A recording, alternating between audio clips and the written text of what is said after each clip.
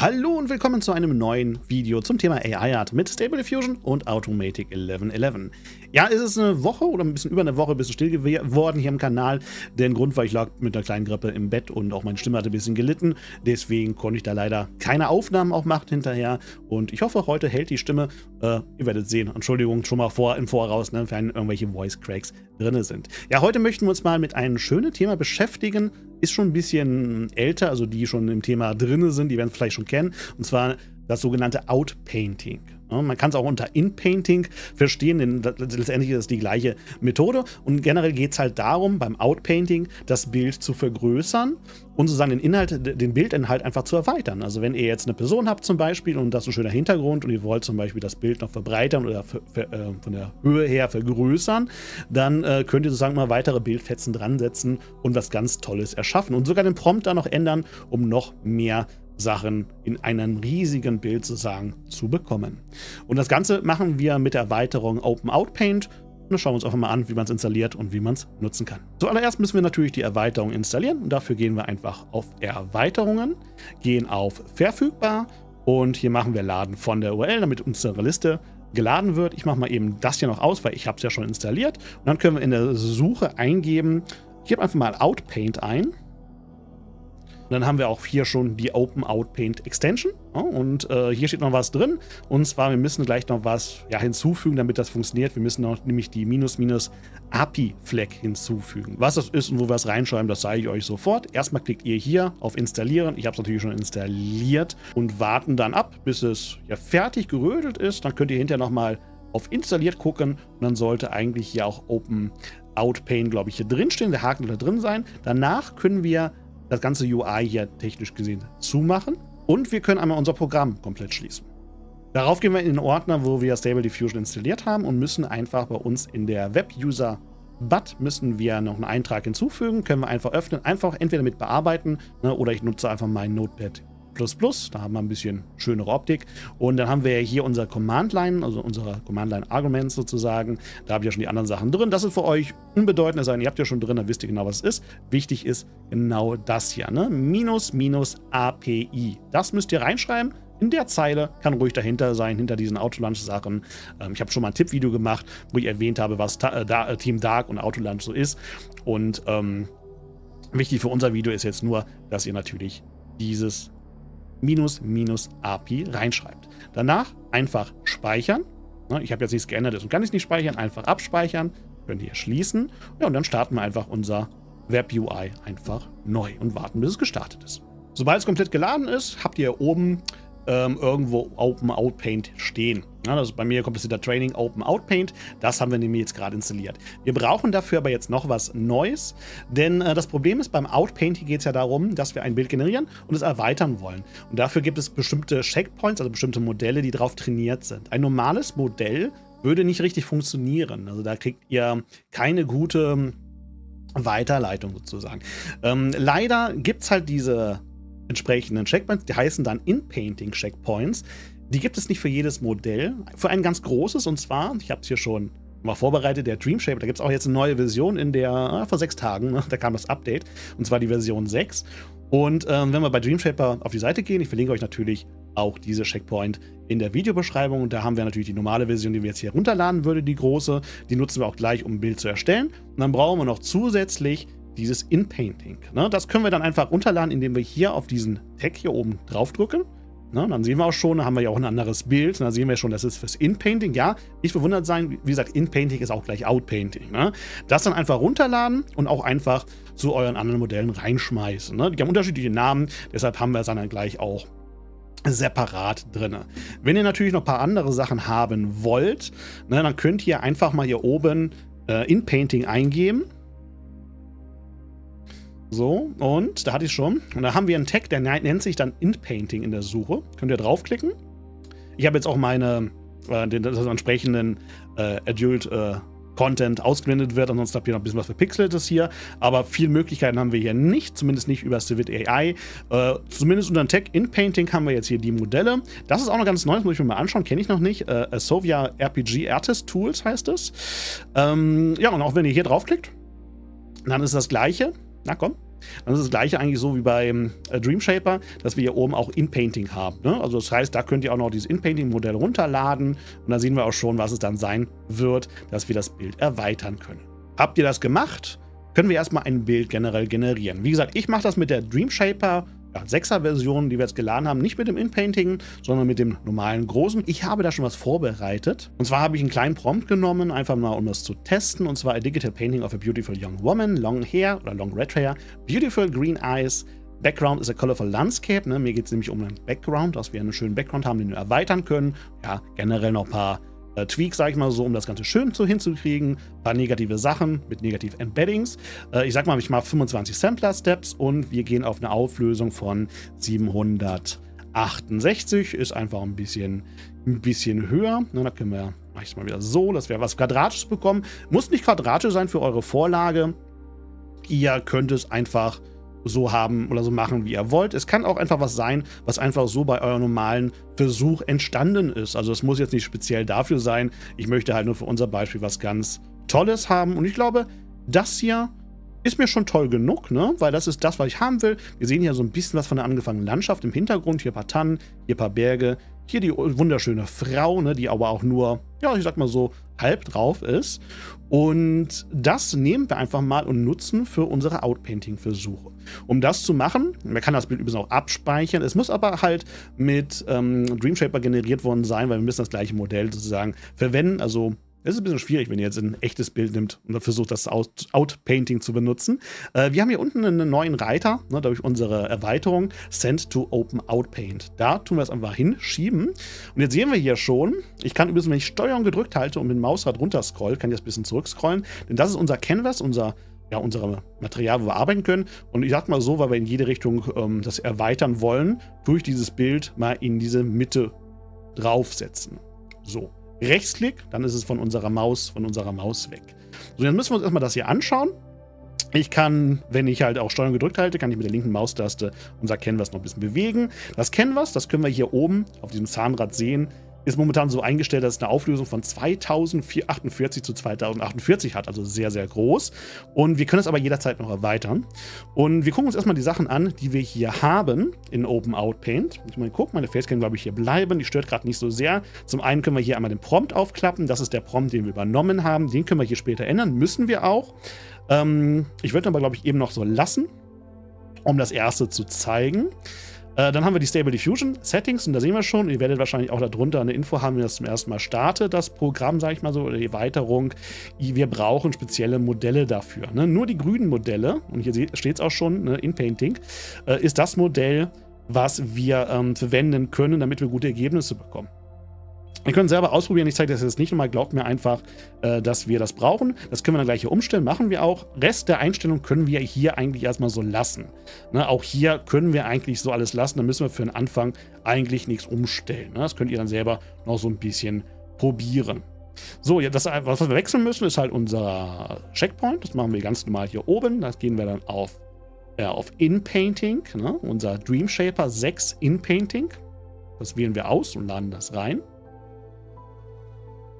So, dann können wir auch hier nochmal gucken, weil hier, ich weiß nicht, was machen muss unbedingt. Ich habe es immer bisher jetzt so gemacht. Können wir nochmal auf Aktualisieren drücken. Dann sehen wir auch, das wird jetzt hier grün, weil wir das Richtige geladen haben. Die können wir minimiert lassen. So, und jetzt kommt die ganze Magie. Ne? Weil wir haben jetzt hier rechts haben wir so ein paar Tools.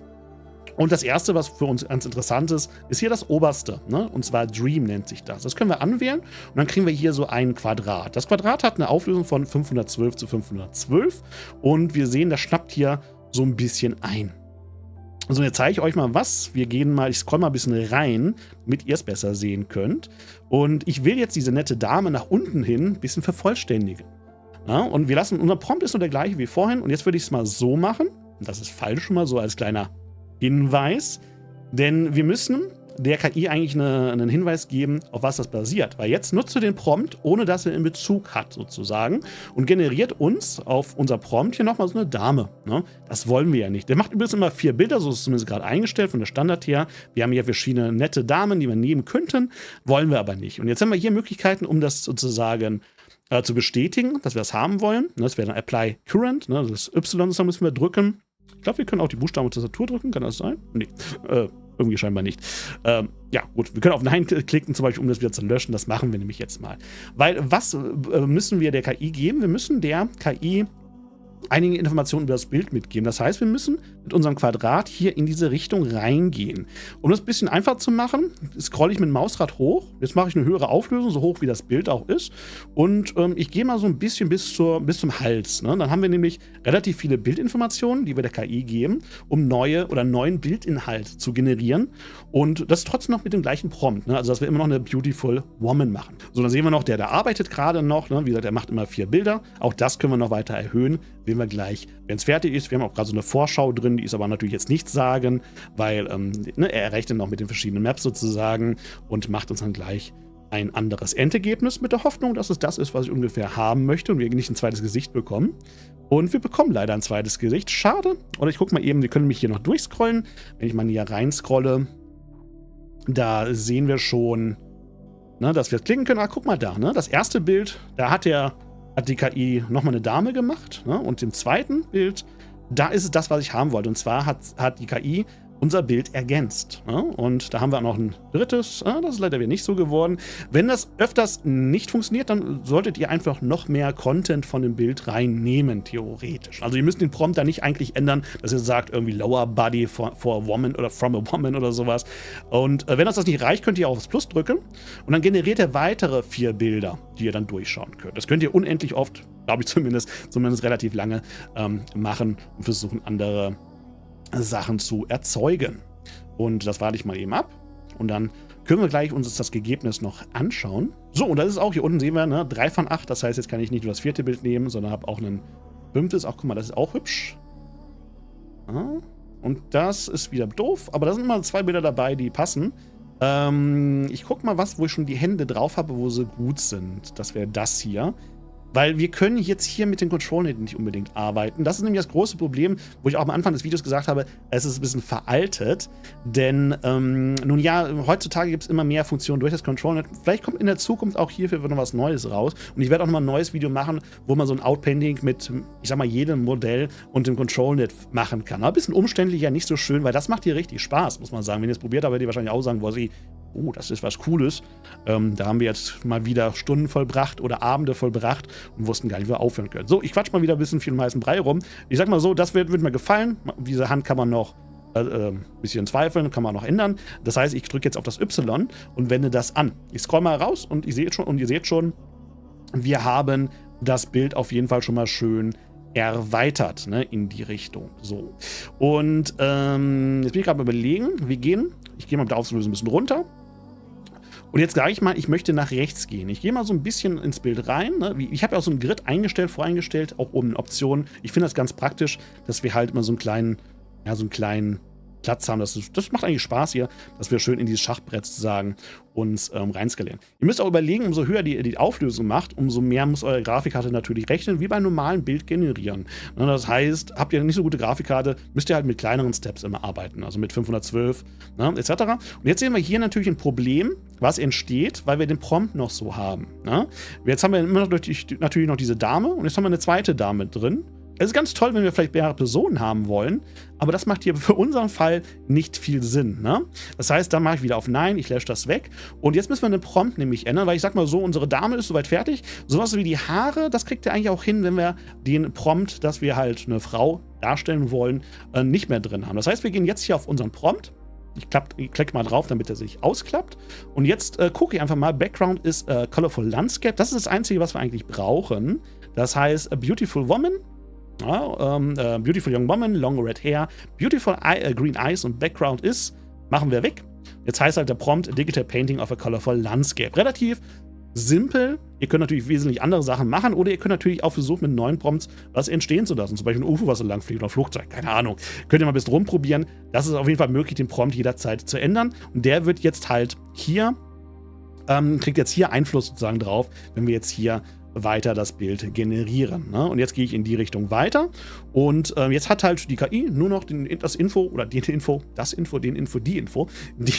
wir eine Landschaft haben wollen. Und da sehen wir schon, ich scroll mal wieder für euch rein, weil es ist ein bisschen klein. Macht natürlich nicht sehr viel Sinn, dass wir jetzt hier schon Himmel haben, wie wir da sehen. Müssen wir mal gucken, ob wir da was ändern können oder ob wir gleich einfach andersrum hingehen. Weil wir können das aber noch hinterher verändern. Ne? Also wir können das hier so drin lassen. Und wir können gleich dann eine Veränderung machen oder wir fangen von oben an. Ne? Wir können jetzt auch sagen, nö, möchte ich nicht. Und wir gehen mal hier oben. So, ich gehe mal ein bisschen weiter rein und generieren jetzt hier in Bild. So, und da sehen wir schon, da entstehen große Berge. Oder auch ein schöner Baum. Oder eben sowas. Und das gefällt mir jetzt am besten, glaube ich. Ne? Würde ich mal sagen. Lassen wir mal das drin. Das ist gut. Ne? Ihr müsst immer dran denken, auch hier wieder auf Bestätigen zu klicken.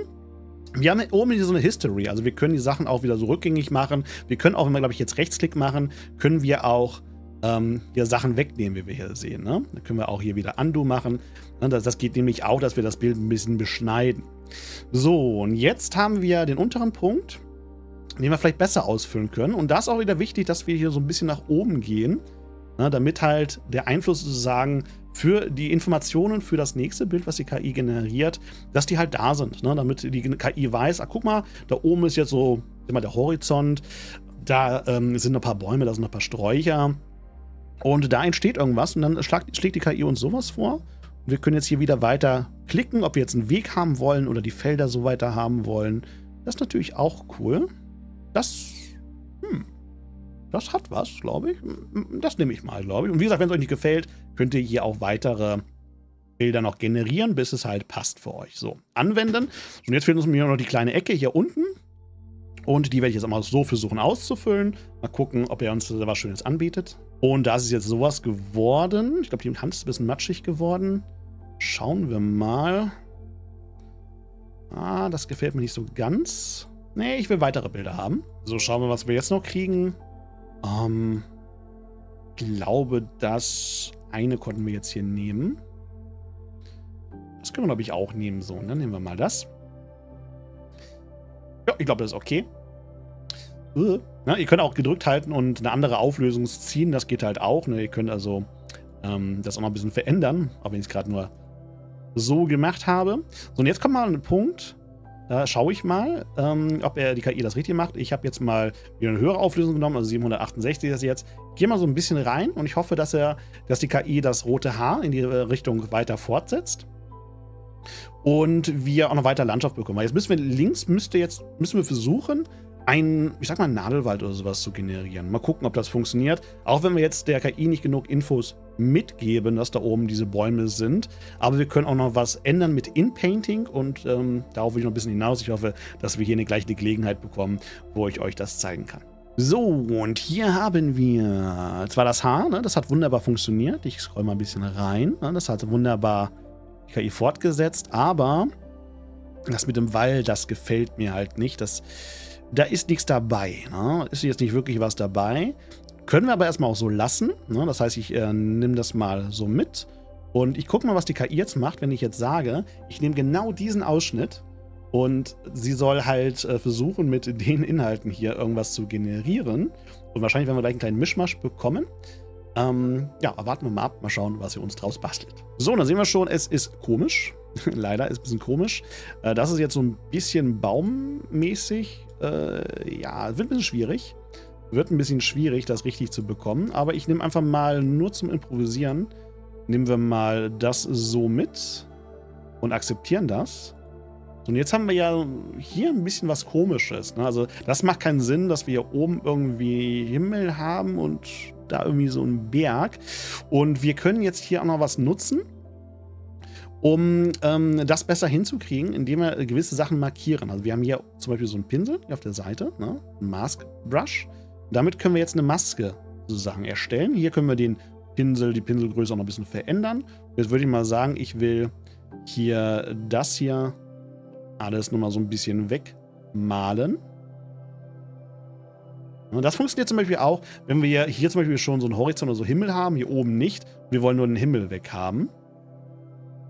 Und jetzt gehe ich hier einfach wieder auf unser Dream Na, jetzt können wir, guck gerade mal. Ich versuche es einfach mal so. So, und jetzt wird er halt Sachen in der Maske versuchen zu ändern und nochmal anzugleichen.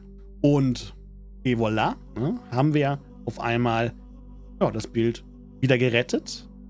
Das können wir auch akzeptieren. Wir haben auch übrigens hier wieder mehrere Möglichkeiten. Ne? Wir können auch gucken, wir können auch so einen ganzen Wald haben.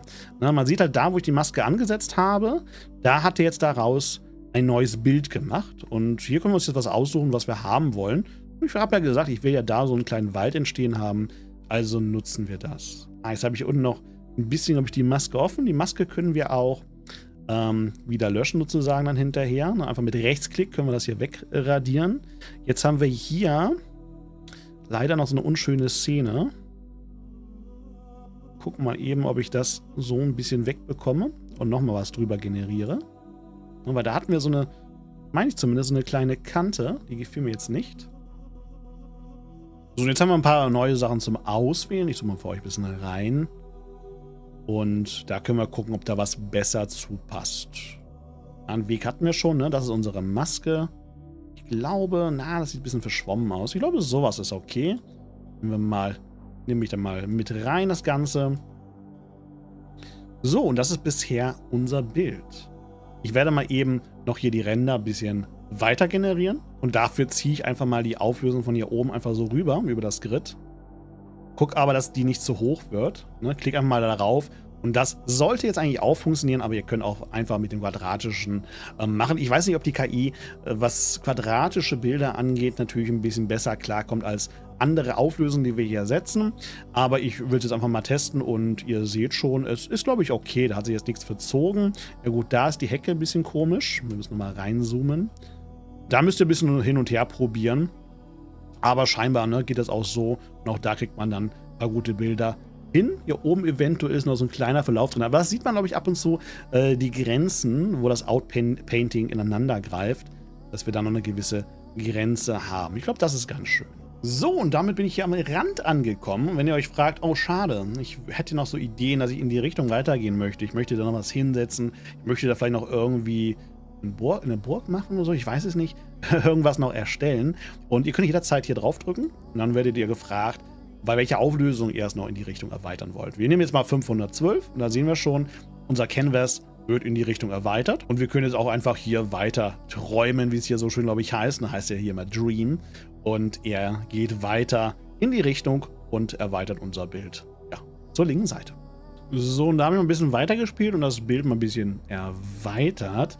Wir können versuchen, das machen wir aber gleich, auch die Dame noch ein bisschen nach unten zu erweitern, aber ohne den Prompt könnte es schwierig werden. Dann macht es meistens so, dass es so ein bisschen verschmilzt. Aber ihr wolltet wahrscheinlich jetzt wissen, wie kriege ich denn dieses Bild jetzt hier raus, ne? Und zwar haben wir ja auch hier in unseren Tools wieder Select Image, können wir, glaube ich, auch mit S auswählen, genau, wenn wir einfach S drücken. Und dann können wir einfach das Bild, was wir halt runterladen wollen, sozusagen hier auswählen. Und können dann hier links, können wir dann zum Beispiel Save Selection machen. Und dann klicken wir da drauf und dann wird es auch direkt runtergeladen. Und dann haben wir hier unser Bild gespeichert als PNG, glaube ich sogar, genau als PNG-Datei und können damit natürlich machen, was wir wollen. Und ihr seht schon, das hat was. Ne? Es ist schon auf jeden Fall sehr cool. Ist natürlich auch unheimlich hoch aufgelöst und theoretisch, ich glaube, es gibt keine Grenze. Theoretisch könnt ihr ein riesiges Bild machen, dass ihr irgendwo anfangt und auch immer den Prompt immer weiter verändert. Also ich bin selber da jetzt auch gerade erst so rangegangen jetzt hier mit den Outpainting, weil vorher habe ich mich da einfach noch nicht so mit beschäftigt, weil ich es einfach für meine Anwendung nicht brauchte. Deswegen werde ich auch in der nächsten Zeit noch ein bisschen das erweitern und wenn ich dann ein paar weitere Ergebnisse habe, werde ich euch auch mal berichten. Ihr könnt selber einfach erstmal probieren, aber wie gesagt, ihr könnt auch jederzeit den Prompt ändern, denn ich muss mal eben wieder auf meine Auswahl gehen. Nämlich mal eben schauen. Guck mal, das passt ungefähr rein. Mal gucken, was die jetzt hier macht. Denn wie gesagt, wir haben jetzt nicht mehr den Prompt Beautiful Woman, können wir natürlich auch wieder reinschreiben, sondern wir haben einfach nur a colorful landscape. Und das heißt, wahrscheinlich auch wenn wir jetzt so ein, ich sag mal 50% des Bildes Bezug zur Dame haben, hat die KI jetzt hier keinen Bezug. Ich glaube, wir haben noch Werte, dass wir dann das einstellen können, also ein bisschen von der Gewichtung her, dass er eventuell versucht, das zu erweitern und das Bild in die Richtung zu fügen. Aber mal gucken, ob er das macht, was ich vorhabe. Ja, da wird es lustig. Also sie ist leider amputiert. Und unten ist auch Darkness. Das wird ein bisschen skurril. Wenn wir jetzt aber den Prompt noch weiterhin hätten, wie es am Anfang gewesen wäre, oder ich gucke mal, ob wir noch ein anderes Beispiel hätten. Eine ganz andere Landschaft. Was ganz Komisches. Ja, ne, das wird natürlich so nichts. Da müssen wir den Prompt entsprechend anpassen, dass es funktioniert.